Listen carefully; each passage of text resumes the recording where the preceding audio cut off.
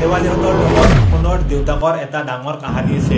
আচলতে এই ডাঙৰ কাহিনীটো কি আৰু সোমবাৰৰ খণ্ডটিত কি হ'বলৈ গৈ আছে সূৰুযমুখী চিৰিয়েলখনত, তো সম্পূৰ্ণ আপোনালোকে আজিৰ এই ভিডিঅ'টোত জানিবলৈ পাব। আৰু সম্পূৰ্ণ ভিডিঅ'টো চোৱাৰ আগতে যিসকলে সূৰুযমুখী চিৰিয়েলখন চাই ভাল পায় আৰু তেওঁলোকে যদি এতিয়ালৈকে এই চেনেলটো ছাবস্ক্ৰাইব কৰি লোৱা নাই, লগতে লাইক কৰি লোৱা নাই, তেতিয়াহ'লে লাইক এটা কৰি দিব, লগতে চেনেলটো ছাবস্ক্ৰাইব কৰি ল'ব প্ৰতিদিনে এনেকুৱা ভিডিঅ'বোৰ আপডেটে পাই থাকিবৰ কাৰণে এই চেনেল। আপোনালোকে নিশ্চয় দেখিবলৈ পাইছে গুড্ডুৰ মাকে কেনেকৈ হাত জুৰি আহিছিল আৰু লগতে এতিয়া দেউতাকে সেইটো কথা মানি নললে আৰু গুড্ডুৰ দেউতাকে মাকক একেবাৰে গুচি যাবলৈ ক'লে আৰু তাৰে মানুহেদি ভাল নাপায় আৰু আগতে পইচাৰ কাৰণেদি সেইবোৰৰ কাৰণেদি গুচি গৈছিল। তো সেইটো কথা আমি যিনি নহ'লেও ইনডাইৰেক্টলি নেক্সট খণ্ডটি অৰ্থাৎ শনিবাৰৰ খণ্ডটিত দেখিবলৈ নিশ্চয় পাইছোঁ। আৰু সেইটোৱে আপোনালোকে বুজিব পালে যে পইচাৰ কাৰণে মাকে গুচি গৈছিল এৰি সৰুতে, আৰু যাৰ কাৰণে গুড্ডুক দেউতাকে ডাঙৰ দীঘল কৰিছিল আৰু তেনেকুৱা এতিয়া হ'ল।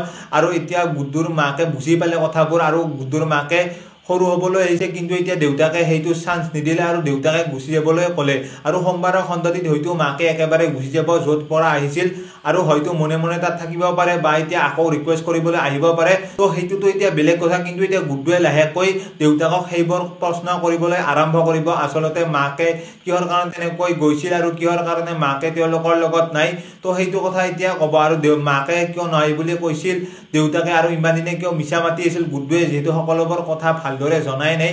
তো আচলতে কিহৰ কাৰণে কৈছিল, তো সম্পূৰ্ণ সেইবোৰ কথা এতিয়া গুড্ডুক দেউতাকে ভালদৰে বুজাই ক'ব মাকৰ আচল কাহিনীখিনি। আৰু আচলতে আপোনালোকে এইটো অতি সোনকালেই দেখিবলৈ পাব। লগতে সোমবাৰৰ খণ্ডটিত আপোনালোকে এইখিনিও দেখিবলৈ পাব, অৰ্থাৎ যিহেতু মহাকে পাগলৰ দৰে মদ খাই উদ্ভণ্ডালি কৰি আছিল আৰু যাৰ বাবে পইচাখিনি বেলেগে দিছিল আৰু যাৰ বাবে এতিয়া সেইখিনি পইচা লৈ মদ খাইছিল, আৰু সেইবোৰৰ এতিয়া দৃশ্য যেতিয়া দেখা পাইছিল শেৱালিৰ মাহীয়েকৰ পৰা পইচা লৈ যায় তেনেকৈ মদ খাই সোণহঁতৰ ঘৰলৈ সোমবাৰৰ খণ্ডটিত আহিব। সোণহঁতৰ ঘৰলৈ সোমবাৰে আহি গেটৰ মুখত উদ্ভণ্ডালি কৰিব আৰু লগতে গালি পাৰিবলৈ আৰম্ভ কৰিব, আৰু যাৰ কাৰণে এতিয়া সোণহঁতৰ ঘৰৰ মানুহে আচৰিত হ'ব আৰু লগতে কোনে গালি পাৰি আছে। তো সেইবোৰ কথা এতিয়া ভাবিব আৰু তেওঁলোকে বাহিৰলৈ যেতিয়া চাব তেতিয়া দেখা পাব যে শেৱালিৰ মহাকে তেনেকৈ গালি পাৰি আছে মদ খাই আহি। তো তেনেকুৱা ব্যৱহাৰৰ বাবে একেবাৰে ভাল নাপাব সোণে, আৰু সোণে শেৱালিকে বেয়াকৈ ক'ব পাৰে।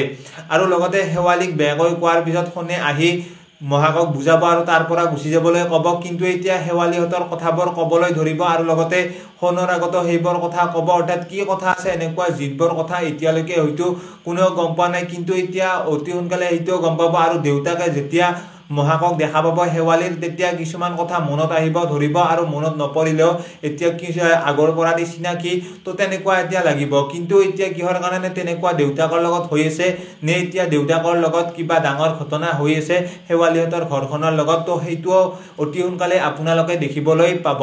এতিয়া বাৰু শেৱালিৰ মহাকে কিহৰ কাৰণে আহিছে আৰু কি কথা ক'বৰ কাৰণে আহিছে শেৱালিহঁতৰ প্ৰকৃতি খণ্ডটো আপোনালোকে দেখিবলৈ পাইছে।